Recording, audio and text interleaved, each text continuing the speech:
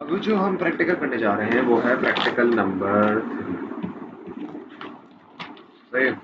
Practical number 3 में भी houses वाले डेटा पर ही काम हो रहा है, पर इसमें चीज़ें भी वही निकल रही हैं, बस थोड़ा सा काम ज़्यादा है या ऑब्जर्वेशन आपको ज़्यादा बनानी है। मैं आपको सिंटैक्स उसका बता देता हूँ।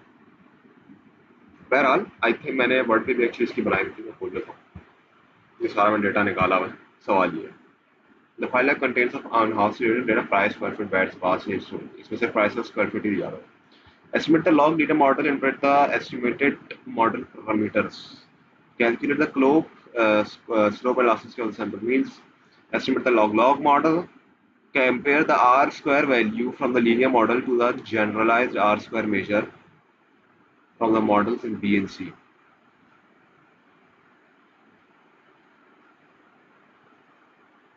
सही है, मतलब generalised R measure of the models B and C. तीन मॉडल्स यहाँ पर क्रिएट होते हैं। सही है, एक तो सिंपल लीनियर मॉडल, एक लॉग लीनियर मॉडल और एक लॉग लॉग मॉडल। सही है, अब हमें जो लॉग लॉग मॉडल, हमें जो लीनियर मॉडल है उसका आर स्क्वायर एक वैल्यू होती है, उसको हमें कंपेयर करना है लॉग लीनियर मॉडल्स के उससे और लॉग लॉग मॉडल के उससे। सही है, ये हम फिर ईव्यूज पे शुरू करते हैं। ईव्यूज पे हाउसेस का डेटा मेरे पास रिसेंट फाइल से नहीं आ रहा है, तो मैंने ये ओपन कर दिया। अब पहले क्या करना है, estimate the log linear model rate the estimated model parameters. मैं आपको लॉग लीनियर मॉडल कैसे लेते हैं बता दूंगा। अच्छा, ये प्रीवियस मैंने उसमें भी करा था कि जब लॉग लीनियर मॉडल की बात की जाए तो हमने y यानी डिपेंडेंट वेरिएबल्स को लॉग लिया था। अब लेकिन यहाँ पर एक कंफ्यूजन है कि भाई जो हमारे पास, अगर आप नेट पे भी सर्च करें और आप एक जनरल बेसिस पे सर्च करें तो there actually two types of models, log linear and linear log. वो नाम के आगे पीछे से लग रहे हैं कि आपको लगेगा एक ही वैल्यू है, लेकिन एक चीज अलग है। लॉग लीनियर में जैसे y की वैल्यू को लॉग लेते हैं और x की वैल्यू को लीनियर मतलब नॉर्मल, और लीनियर लॉग मतलब y की वैल्यू को सिंपल और लॉग और x की वैल्यू को लॉग। अब मसला और फर्क क्या है इसमें? मसला ये है कि जब आप देख रहे हैं कि किस चीज मॉडल को आप लॉग ले रहे हैं तो वो मॉडल का मतलब और ऑब्जर्वेशन का मतलब, हाँ, मतलब बदल जाता है। लेकिन चूंकि हम ज्यादातर अपने वेरिएबल्स में, हम अपने कम से कम प्रैक्टिकल्स में पर्सनल बता सकते हैं कि हमने जो करा है उसमें हमने एक्स वैल्यूज को लॉग लिया है, यानी लीनियर लॉग मॉडल हमने लगाया है। तो अब आइंदा से मैं जब भी लीनियर लॉग बोलूंगा तो हम लोग एक्स की वैल्यूज को इंडिपेंडेंट लेंगे। सही है, क्विक पे जाएंगे, ग्रुप स्टैटिस्टिक्स में नहीं जाएंगे, एस्टिमेट इक्वेशन पे भी नहीं जाएंगे क्योंकि आपको जनरेट सीरीज करनी है एक्चुअली। बाय लॉग प्राइस, ये काम हम लास्ट प्रैक्टिकल में कर चुके हैं, लेकिन जब भी कर लेते लॉग। सही है, तब हम शुरू करते हैं। पहले हमें लॉग लीनियर मॉडल बनाना है। क्विक पे गए, एस्टिमेट इक्वेशन पे गए,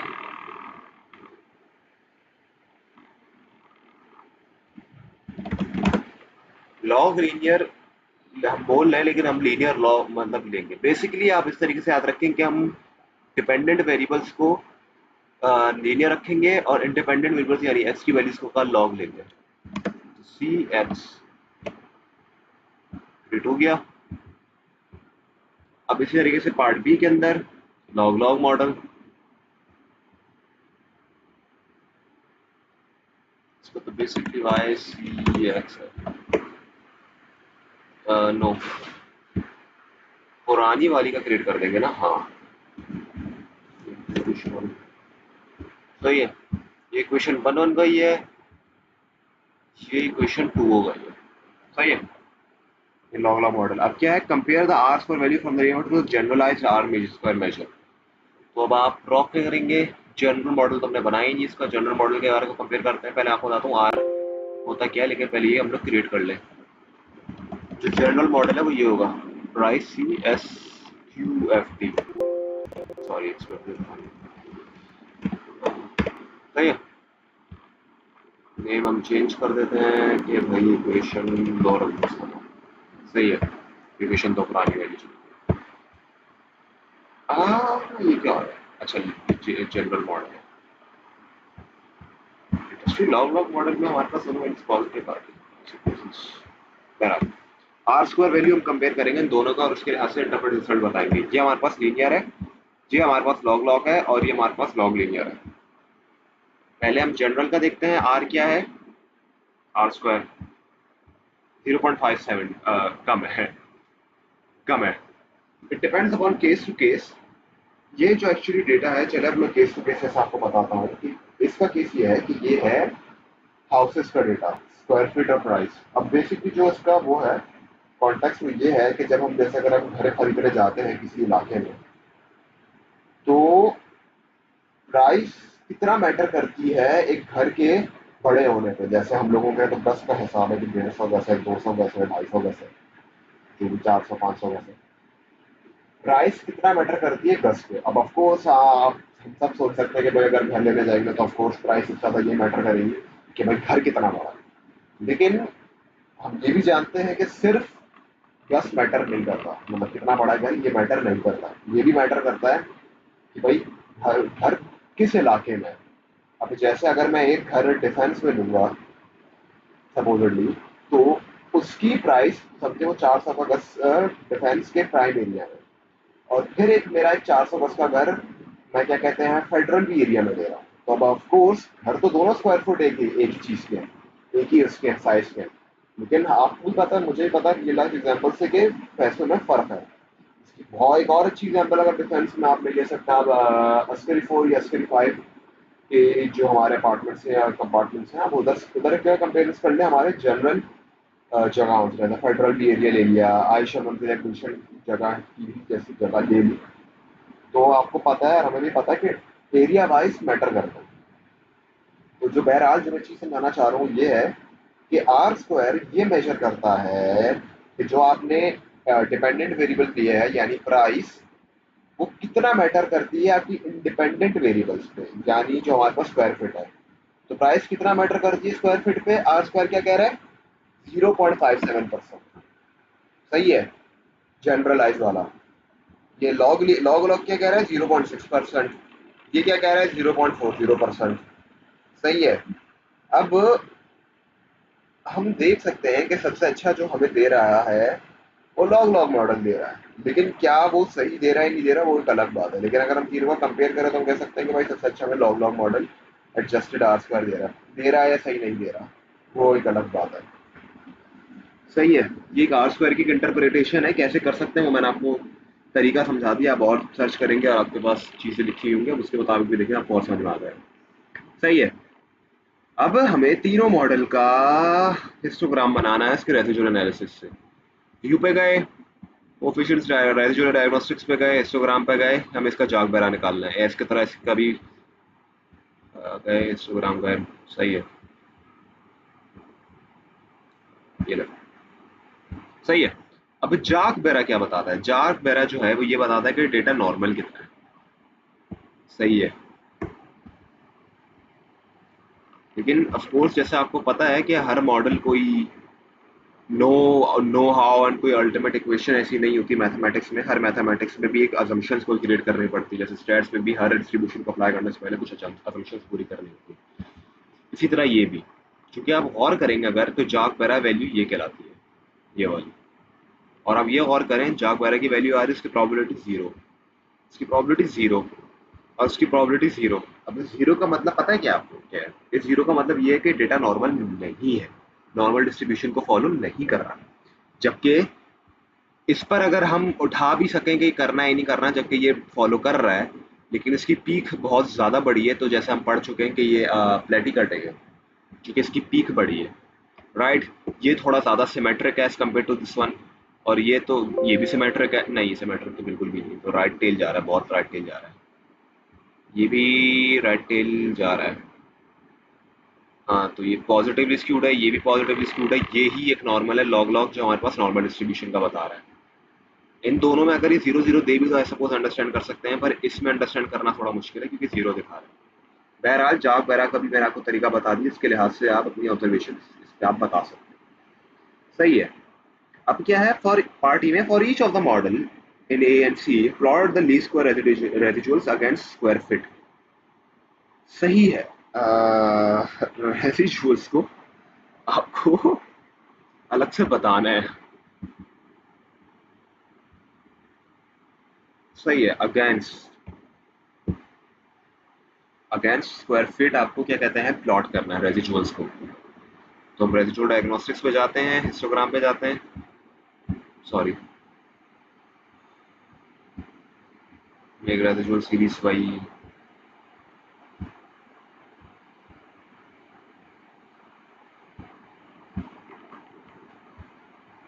सही है, ये रेसिजुअल्स वन हमारे पास सेव हो गया था। ये खुला हुआ है। अब रेसिजुअल वंस में हमारे पास बन चुका है। अब रेसिजुअल वन का ये कह रहा है कि भाई सिंपल तरीके से स्क्वायर फीट के खिलाफ इसका एक बस एक लाइन ग्राफ बना दो, बताओ कोई पैटर्न तुम्हें दिख रहा है स्क्वायर फीट के खिलाफ। अब ऑफ कोर्स हम जो बेसिक्स बनती है वो ये है कि क्या स्क्वायर फुट वाई किसी वाई एक्सिस पर आएगा या रेसिजुअल वाई एक्सिस पर आएगा। इसमें चूंकि स्क्वायर फीट लास्ट जब अभी हमने बनाया था वो एक्स एक्सिस पर था, इस बार भी एक्स एक्सिस पर ही होगा। आप सिंपल जाएंगे क्विक पे, ग्राफ पे, आई थिंक अगर इक्वेशन वाला ही है, हाँ, रेसिजुअल वन। आई थिंक बाई के लिए मुझे 100% श्योर नहीं है, पर यही ट्राई कर लेते हैं। और S U F T, I think that is how it works. Line, yes. कौन सी चीज कहाँ पर आ रही है?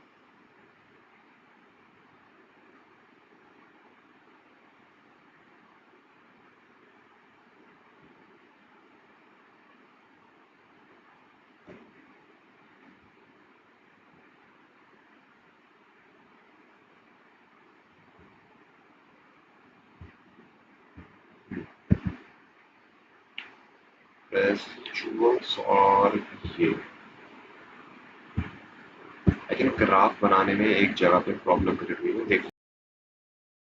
सही है। इस चीज के लिए हम लोग लाइन वगैरह पर गौर करें। अगर आप ये चीज दिख रही है, ये एक्सिस और वाई एक्सिस नहीं ले रहा, ये इसको एज अ सेम ग्राफ ले रहा है। सही है। तो बेसिकली मैं जो बताना चाह रहा हूँ ऐसे, एक सेकंड, इसको लाइन को बजाय हम स्कैटर पे अगर बनाए तो ज्यादा बेहतर है। या शुड डिलीट द ग्राफ। सही है। इसको हम बनाते हैं एक ही उसमें रेसिजुअल वन, और ये इसको हम ऐसे करते हैं ओपन एज ग्रुप। व्यू पे जाते हैं, ग्राफ पे जाते हैं और स्कैटर क्रिएट कर देते हैं। स्कैटर बना, स्कैटर ये रहा स्कैटर। ओके कर देते हैं और ये हमारे पास रेसिजुअल और इसका स्क्वायर 50 का डेटा हो गया जो गलत बना है। मैं स्क्वायर फिट आपके पास एक्स पे आना चाहिए, रेसिजुअल आपके पास वाई पे आना चाहिए।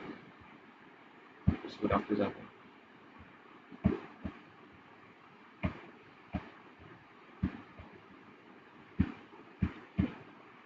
अजीब बात है। एक second, should delete the graph.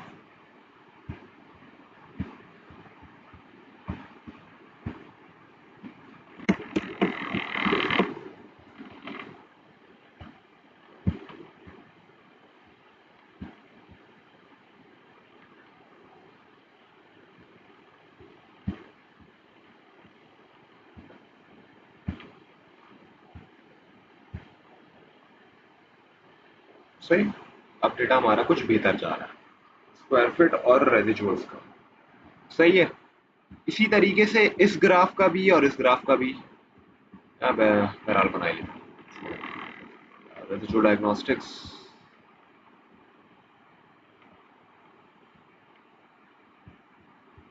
Actually रेसिजुअल्स create करते हैं रेसिजुअल डायग्नोस्टिक्स क्रिएट करने के लिए। सही है। रेसिजुअल्स टू, और इस तरीके से ये रेसिजुअल्स थ्री के नाम से।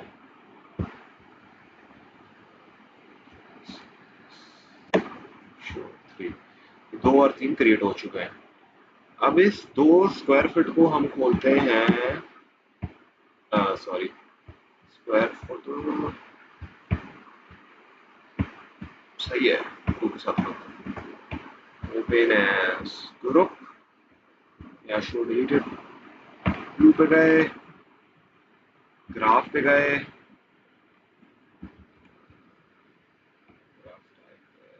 प्लॉट पे गए। ओके कर दिया। सही है। रेसिजुअल 2 में जी इस तरीके से ये आ रहा है।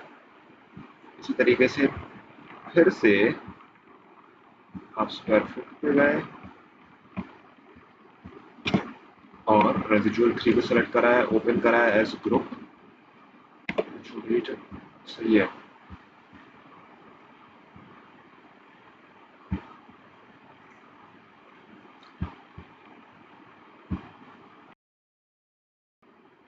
सही है। अब आप ये गौर करिएगा। अच्छा खैर गौर कर नहीं सकते क्योंकि तीनों का था, पर अगर आप गौर सही से करें तो ये तीनों का जो है एक यहाँ पर एक क्लस्टर क्रिएट हो रहा है और यहाँ से फिर एक सिंपल डायरेक्ट एक लाइन बन रही है, right. This could be called linear, this called linear regression. सही है। तो हम ये एक पैटर्न हम बता सकते हैं पार्ट ई के अंदर। For each model predict the value of a house with 2700 square feet. ये सिंपल एक रिग्रेशन की इक्वेशन बनती है जो हमारे पास y is equals to a plus B X में। ये हमारे पास पहला कांस्टेंट होगा। मैं आपको दिखा देता हूँ। मैं एक्चुअली आपको वर्ड पे दिखा देता हूँ कि कैसा होगा क्योंकि डायरेक्ट इक्वेशन। ये देखिएगा पार्ट एफ में log linear equation with 2700 square feet. Price आपने इसमें जो डिफाइन कर दिया है प्लस 2000 यानी 700 और 1933216। अब ये वैल्यूज कहाँ से आई? ये दोनों तो आपको दी हुई है। ये दोनों कहाँ से आई? ये आपके पास आई है अल्फा और बीटा।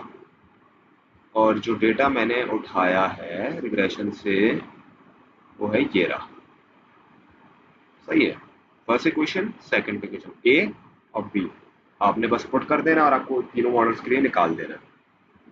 इस तरीके से पार्ट आपका कौन सा एफ भी खत्म हो गया है। जी क्या है? Based on your work in this problem discuss the choice of functional form, which functional form would you use. अब देखिए ये तो हम बहुत सारे पैरामीटर्स के बतौर इस पर डिपेंड कर सकते हैं कि हम कौन सा फंक्शनल फॉर्म अच्छा लग रहा है।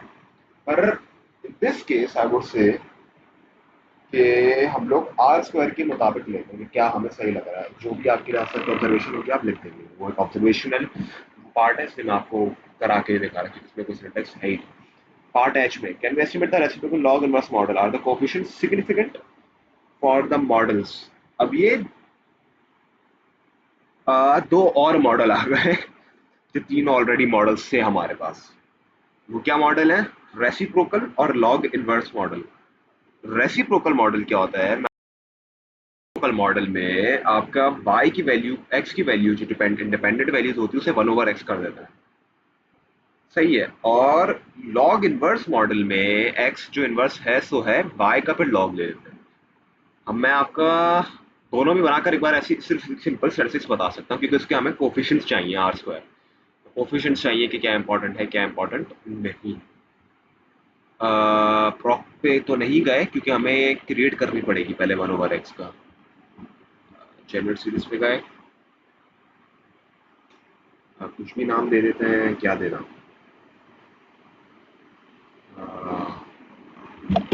वैसे ही दे देते हैं सपोज, कुछ भी दे देना यार। 1/x क्या है? वैल्यू 1/x और x हमारे पास क्या है सिचुएशन में? S Q F T. ये आपके पास आ गई कि नई इक्वेशन। अब रेसिप्रोकल मॉडल में हम लोग प्रॉक पे जाएंगे। इक्वेशन कैसे बनेगी रिग्रेशन की? ये रहा। एक सेकंड।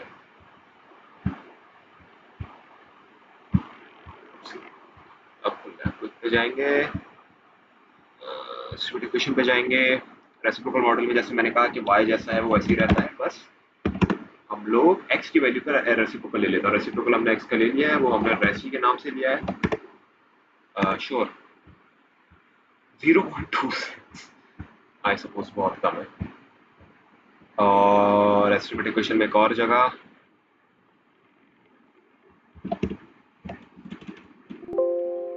लॉग मतलब लॉग ऑफ y वैल्यू यानी y सी रेसी। लॉग ऑफ y लेते हैं हम लॉग इनवर्स मॉडल में और x के वैल्यू का रेसिप्रोकल ले लेते हैं। Let's see if there is in 0.51 I would say it's pretty pretty significant as compared to the other models. So हाँ इस्तेमाल कर सकते हैं. सही है, इस तरीके से प्रैक्टिकल नंबर 3 खत्म हो गया और इसकी सिंटैक्स मैंने आपको बता दिया.